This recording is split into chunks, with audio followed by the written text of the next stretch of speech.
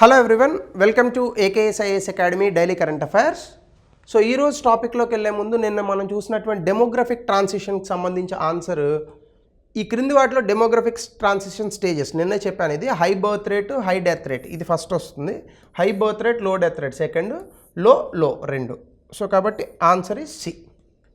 ఇంక ఈరోజు టాపిక్ మనం చూడబోయేది లోక్పాల్ ఫౌండేషన్ డేని జరుపుతున్నారు.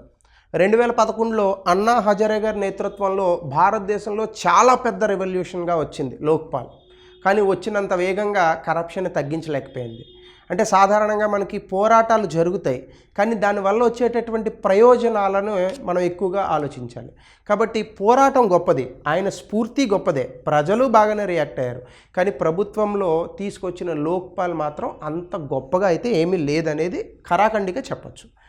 ఈ లోక్పాల్ అనేటటువంటి అంశాన్ని కనుక మనం ఒకసారి పరిశీలిస్తే దీన్ని అంబుడ్స్మెన్ అని అంటారు. అంటే ప్రభుత్వంలో పనిచేస్తున్న వ్యక్తులు, ప్రభుత్వాలకు దగ్గరగా ఉన్నటువంటి వ్యక్తులు తమ అధికార దుర్వినియోగం కారణంగా ఎంత అవినీతిని సంపాదిస్తారో మనం చాలా సందర్భాల్లో చూస్తూ ఉంటాం.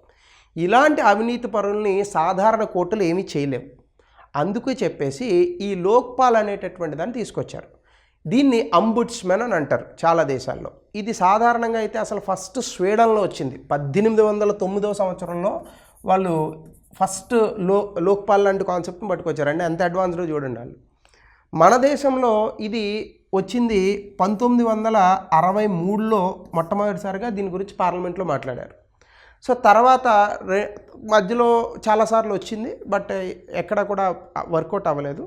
2011లో వచ్చిన తర్వాత మాత్రం దీన్ని చట్టంగా మార్చారు. But it is a toothless tiger, పులి కానీ పళ్ళు లేవు. సో దీనికి సంబంధించి అసలు లోక్పాల్ ఎలా ఉంటుంది, లోకాయుక్త ఏంటి, అలాగే లోక్పాల్ తాలూకా సిగ్నిఫికెన్స్, ఇందులో ఏమున్నాయి లిమిటేషన్స్ అనేది చివరిగా చూద్దాం. న్యూస్లో ఎందుకు వచ్చిందంటే 16 జనవరి అంటే మొన్న అన్నా హజారే గారు ఈ 16 జనవరి 2025 సోషల్ యాక్టివిస్ట్ అన్నా హజారే, అలాగే రిటైర్డ్ జస్టిస్ ఉన్నారు సంతోష్ హెగ్డే, అలాగే అటార్నీ జనరల్, వీళ్ళని ఫెలిసిటేట్ చేశారు. ఎస్పెషల్లీ ఈ లోక్పాల్కి సంబంధించి దీన్ని లోక్పాల్ డేగా ప్రకటించింది ప్రభుత్వం, లోక్పాల్ ఫౌండేషన్ డే.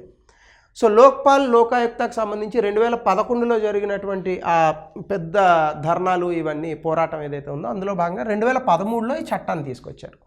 సెంట్రల్లో లోక్పాల్ ఉంటుంది, స్టేట్స్లో లోకాయుక్త ఉంటుంది. ఇదేంటంటే ఇది ఒక యాంటీ కరప్షన్ బాడీ, అంటే అవినీతికి వ్యతిరేకంగా ఇన్వెస్టిగేట్ చేసేటటువంటి సంస్థ. సో దీని ద్వారా దర్యాప్తులు చేస్తారు. ఎవరైనా గవర్నమెంట్ ఉద్యోగులు కనుక, అది హయ్యర్ పొజిషన్లో ఉన్న వాళ్ళు ఎవరైనా అవినీతికి పాల్పడితే వాళ్ళ మీద దర్యాప్తు చేసేటటువంటి అధికారం దీనికి ఉంటుంది. సో ఇది 16 జనవరి నుంచి ఎఫెక్టివ్లోకి వచ్చింది. అందుకే ఆ రోజుని ఇప్పుడు లోక్పాల్ ఫౌండేషన్ డేగా ప్రకటించారు. సో ఫస్ట్ లోక్పాల్ డేని 2025 ఇదే మొట్టమొదటిసారి సెలబ్రేట్ చేయడం ఢిల్లీలో చేస్తున్నారు. దీనికి chief justice of India chief guest.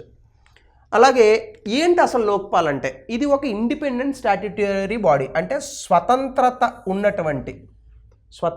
ఉన్నటువంటి ఒక స్టాట్యుటరీ బాడీ. స్టాట్యుటరీ బాడీ అంటే ఏంటి, పార్లమెంట్ చట్టం ద్వారా వచ్చింది.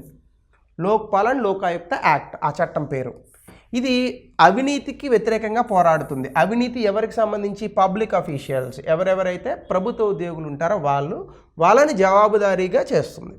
అయితే ఇది ఒక అంబుడ్స్మెన్ లాగా పనిచేస్తుంది. అంబుడ్స్మెన్ అంటే అది చెప్పాను కదా ఇందాక, అవినీతికి వ్యతిరేకంగా పోరాడే వాళ్ళను అంబుడ్స్మెన్ అని అంటారు, అలాంటి బాడీని, వ్యక్తుల్ని కాదు. సో కాబట్టి ఇది ఎక్కడైనా అవినీతికి సంబంధించినటువంటి ఎలిగేషన్స్ వస్తే, అలాంటి ఆరోపణలు వస్తే దాని మీద దర్యాప్తు చేస్తుంది.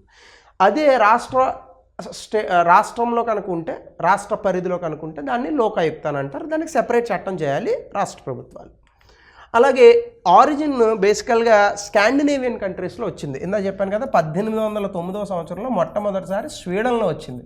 తర్వాత ఇంకా పక్కన ఉన్న దేశాలు దాన్ని యాక్సెప్ట్ చేసుకున్నాయి. అయితే ఇది మన దేశంలో కూడా చేయాలని ఏఆర్సి 1966-70లో వచ్చినటువంటి రిపోర్ట్లో వాళ్ళు కూడా మన దేశంలో దీన్ని రికమెండ్ చేశారు. తర్వాత 2013 ముందే అసలు చాలా రాష్ట్రాల్లో లోకాయుక్తలు పెట్టేశారు. ఉదాహరణకి మన దేశంలో లోకాయుక్త మొట్టమొదటిసారిగా పెట్టిన రాష్ట్రం మహారాష్ట్ర. వీళ్ళు లోకాయుక్త ఎప్పుడో పెట్టారు, కానీ తర్వాత దీన్ని 2013 వచ్చిన తర్వాత ఆ మోడల్ చట్టం ప్రకారం అందరూ మార్చుకున్నారు. సో కాబట్టి మహారాష్ట్ర ఫస్ట్ స్టేట్ లోకాయుక్తను తీసుకొచ్చింది 1971లో. So they are ahead of other states. అయితే శాలరీ అండ్ అలవెన్సెస్ ఈ లోకాయుక్త అండ్ లోక్పాల్లో కూడా చైర్పర్సన్స్ అది ఉంటారు. వీళ్ళకి chairperson salary and allowances chief justice of India అంటే ఒక సుప్రీంకోర్టు న్యాయమూర్తికి ఎంత ఉంటుందో వాళ్ళకి అంత ఇస్తారు. సాధారణంగా రిటైర్డ్ జడ్జిలను ఇందులో వేస్తూ ఉంటారు. మెంబర్స్ అన్నవాళ్ళు ఎవరు ఉంటారంటే రిటైర్డ్ జడ్జిలు ఎవరైతే ఉంటారో వాళ్ళే ఉంటారు. అలాగే ఈ లోకాయుక్త అండ్ లోక్పాల్లో కూడా ఉండే మెంబర్స్ సభ్యులు కూడా సుప్రీంకోర్టు జడ్జికి ఉండేటటువంటి శాలరీ అండ్ అలవెన్సెస్ ఉంటాయి. సాధారణంగా ఇందులో జడ్జిలనే నియామకం చేస్తూ ఉంటారు. అలాగే కంప్లైంట్స్ ఎట్లా హ్యాండిల్ చేస్తుంది అంటే ఏదైనా లోక్పాల్కి ఒక కంప్లైంట్ వచ్చినప్పుడు ఇనీషియల్గా ప్రిలిమినరీ ఎంక్వైరీ అనేటటువంటిది ఉంటుంది. దీనికి ఒక ఎంక్వైరీ వింగ్ ఉంటుంది. ఒకవేళ ఆ ఎంక్వైరీ వింగ్ ఈ ఇచ్చినటువంటి ఆరోపణల్లో కొంత వాస్తవాలు ఉన్నాయి అని నిర్ధారించిన తర్వాత సిబిఐ కానీ సెంట్రల్ బ్యూరో ఆఫ్ ఇన్వెస్టిగేషన్ కానీ సెంట్రల్ విజిలెన్స్ కమిషన్ కానీ సిఫార్సు చేయొచ్చు. ఏది పూర్తి స్థాయి దర్యాప్తు కోసం. ఇలా సిఫార్సు చేసినటువంటి కేసుల్ని వీళ్ళు మళ్ళా ప్రభుత్వానికి ఇవ్వకూడదు నివేదిక, లోక్పాల్కే ఇవ్వాలి. అది రూలు. సో కాబట్టి గ్రూప్ ఏ అండ్ బి ఆఫీషియల్స్కి సాధారణంగా సివిసి ఇస్తూ ఉంటుంది, లోక్పాల్కి ఇచ్చేస్తూ ఉంటుంది reports. Group C and D ఆఫీషియల్స్కి ఏమో సివిసి ఇండిపెండెంట్ యాక్షన్ తీసుకొని సెంట్రల్ విజిలెన్స్ యాక్ట్ కింద 2003 అది కూడా యాంటీ కరప్షన్ సంస్థే, వాళ్ళే డైరెక్ట్గా చేసేస్తూ ఉంటారు. అంటే గ్రూప్ ఏ అండ్ బి ఆఫీషియల్స్కి సంబంధించిన ఇన్వెస్టిగేషన్స్ ఏమో బ్యాక్ టు లోక్పాల్ వెళ్తాయి.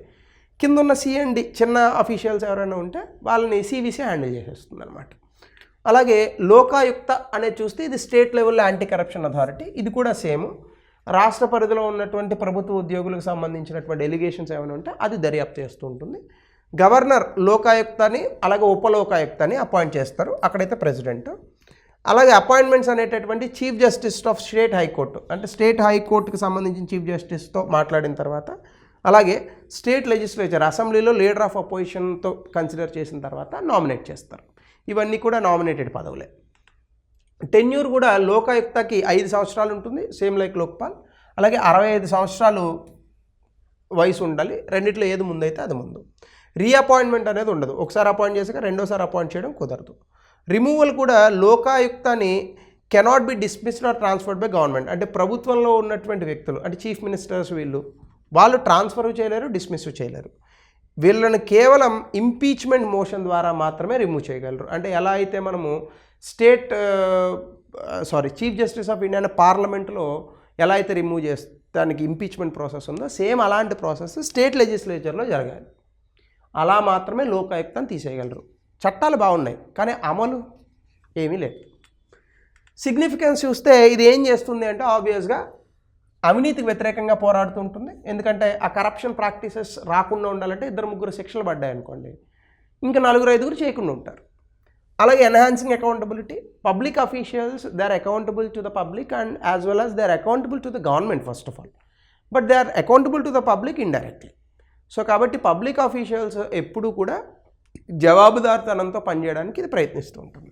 అలాగే ఎంపవరింగ్ సిటిజన్స్, దీనివల్ల ఏమవుతుంది, పౌరులు కూడా సాధికారతను సంపాదిస్తారు. వాళ్ళకి ప్రభుత్వాల మీద నమ్మకం పెరుగుతుంది, ప్రభుత్వ ఉద్యోగులంటే గౌరవం పెరుగుతుంది. అలాగే ప్రమోటింగ్ గుడ్ గవర్నెన్స్, ఎవరైతే సుపరిపాలన అందిస్తున్నారో అలాంటి సుపరిపాలన ఉన్నటువంటి పరిస్థితులు ఎప్పుడు వస్తాయి, అవినీతి లేనప్పుడు వస్తాయి. సో అవినీతి అనేటటువంటిది ఎప్పుడైతే తగ్గిందో ఆబ్వియస్గా మనకి సుపరిపాలన వస్తుంది. So these are the advantages or significance of the Lokpal. అయితే ఇలాంటి ప్రాక్టీసెస్ ఇంకా ఉన్నాయి కానీ వేరే వేరే పేర్లతో పిలుస్తారు. స్కాండినేవియన్ కంట్రీస్ అంటే నార్వే, ఫిన్లాండ్, స్వీడన్లో అంబుడ్స్మెన్ అంటారు. హాంకాంగ్లో దీన్ని యాంటీ కరప్షన్ కమిషన్ అని అంటారు. సౌత్ ఆఫ్రికాలో పబ్లిక్ ప్రొటెక్టర్ అంటారు. బ్రెజిల్లో ఫెడరల్ యాంటీ కరప్షన్ బ్యూరో అంటారు. ఒక్కొక్క చోట ఒక్కొక్క పేర్లు. నీరు, పానీ, వాటర్ ఎలాగో ఇది కూడా అంతే, చేసే పని మాత్రం సేమ్. అలాగే మీరు చూస్తే దీంట్లో లిమిటేషన్స్ ఉన్నాయి. ఒకటి ఏంటంటే ఫైలింగ్ కంప్లైంట్స్లో ఒక లిమిటేషన్ పీరియడ్ ఉంది. ఎవరైనా ప్రభుత్వ ఉద్యోగి అవినీతి చేసిన తర్వాత అవినీతి జరిగినటువంటి 7 సంవత్సరాల లోపు మాత్రమే ఆ కంప్లైంట్ ఇవ్వగలం.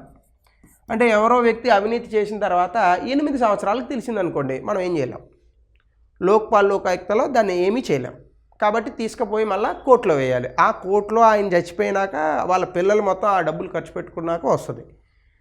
ఎందుకు అంటే ఆయన దగ్గర డబ్బులు ఉన్నాయి కాబట్టి డిలే చేస్తాడు ఆ ప్రాసెస్ని. కోర్టుల మీద నమ్మకం లేక కాదు.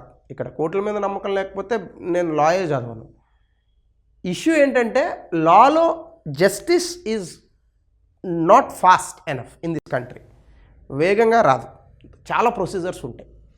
అలాగే severe punishment for false complaints. చాలామంది ఎప్పుడైనా తప్పుడు ఆరోపణలు ఇచ్చారనుకోండి, పెనాల్టీలు చాలా ఘోరంగా ఉంటాయి లోక్పాల్ లోకాయుక్తలో. యాక్చువల్గా ఇది ఒక తప్పుడు ప్రొవిజన్ లోక్పాల్ అండ్ లోకాయుక్తలో. ఎందుకంటే ఒకవేళ ఆ పర్టికులర్ కంప్లైంట్ని తప్పని ప్రూవ్ చేసామనుకోండి, వాడి మీద విపరీతమైన పెనాల్టీ పడుతుంది. ఈ భయంతో అసలు ఎవడు కంప్లైంట్ ఇవ్వట్లేదు. ఇది ఒక రెండవ ఇష్యూ. అలాగే ఇండిపెండెన్స్ ఇష్యూస్, చాలా వరకు పొలిటికల్ ఇంటర్ఫియరెన్స్ ఉంటుంది లోక్పాల్ అండ్ లోకాయుక్తలో. అలాగే ఇన్ఎఫెక్టివ్ ఇన్ ట్యాక్లింగ్ కరప్షన్, ఇది నేను చెప్పట్లేదు. 2019-23 మధ్య 8,703 కంప్లైంట్లు వస్తే అందులో 5,981 కంప్లైంట్లు డిస్పోజ్ చేశారు. అంటే అయిపోయినాయి, క్లియర్ అయినాయి. ఒక్కళ్ళ మీద కూడా ప్రాసిక్యూషన్ జరగలేదు. 2023 ఏప్రిల్లో పార్లమెంటరీ కమిటీ ఇచ్చినటువంటి రిపోర్ట్లో ఈ మధ్య కాలంలో ఒక్కళ్ళ మీద కూడా ప్రాసిక్యూషన్ జరగలేదట. ఇంకెందుకు, పెట్టి ఉపయోగమే ఉంది? ఆ మాత్రం కోర్టులో వేసుకొని సోషల్ మీడియాకి ఇస్తే 5 నిమిషాల్లో తెలిపోతుంది విషయం. అలాగే ఎగ్జామ్షన్ క్లాజెస్ ఇచ్చారు. ఏవైనా సెక్యూరిటీకి సంబంధించిన అంశాలు, అలాగే అటామిక్ ఎనర్జీకి సంబంధించిన అంశాలు, లేదా పబ్లిక్ ఆర్డర్కి సంబంధించినటువంటి అంశాలు, వీటి మీద కంప్లైంట్లు ఇవ్వకూడదు. సో ఎవ్రీథింగ్ ప్రభుత్వం ఏం చెప్తుంది, ఇది పబ్లిక్ ఆర్డర్ కోసం అని చెప్తుంది అప్పుడు. సో ఇది కూడా ఒక పెద్ద ప్రాబ్లం. అలాగే no oversight mechanism. Lokpal Lokayukta తాము చేస్తున్నటువంటి తప్పుల్ని మళ్ళీ రివ్యూ చేసుకోవడానికి వాళ్ళకి ఒక మానిటరింగ్ మెకానిజం ఏదీ లేదు. ఇది కూడా ఒక పెద్ద సమస్యగా మారుతుంది. సో ఇవన్నీ కూడా అందులో ఉన్నటువంటి లిమిటేషన్స్, చాలా ఇబ్బందులు ఉన్నాయి. దీనికి సంబంధించి ఒక క్వశ్చన్ ఇచ్చాను, చాలా పెద్ద క్వశ్చన్ కాబట్టి పక్కా తప్పుకుంటాను. మీరు స్క్రీన్ షాట్ తీసుకొని ఆన్సర్ కమెంట్ సెక్షన్లో పెట్టండి. అలాగే మీరు ఇండియాలో కరప్షన్ తగ్గిందని అనుకుంటున్నారా, పెరిగిందని అనుకుంటున్నారా? లోక్పాల్ లోకాయుక్త గురించి వదిలేసేయండి. టెక్నాలజీ వచ్చిన తర్వాత I would say technology is the answer for corruption. నాకైతే అదే అనిపిస్తుంది. టెక్నాలజీతో కరప్షన్ని చాలా వరకు ఆపచ్చు. దీని మీద మీ అభిప్రాయాన్ని చెప్పండి. అలాగే దీనికి సంబంధించి ట్రాన్స్పరెన్సీ ఇంటర్నేషనల్ సమగ్రత సూచికలో భారతదేశం చాలా తక్కువగా ఉంది. భారతదేశం ప్రజానైతికత క్షీణించడానికి కారణమైన చట్టపరమైన, రాజకీయ, సామాజిక మరియు సాంస్కృతిక అంశాలను క్లుప్తంగా చర్చించండి. 2016లో ఇచ్చిన UPSC question still relevant today. దీని 200 పదాల్లో ఆన్సర్ రాయండి. సో ఇది ఈరోజు లోక్పాల్ ఫౌండేషన్ డే గురించి. మరో కొత్త టాపిక్తో రేపు కలుద్దాం.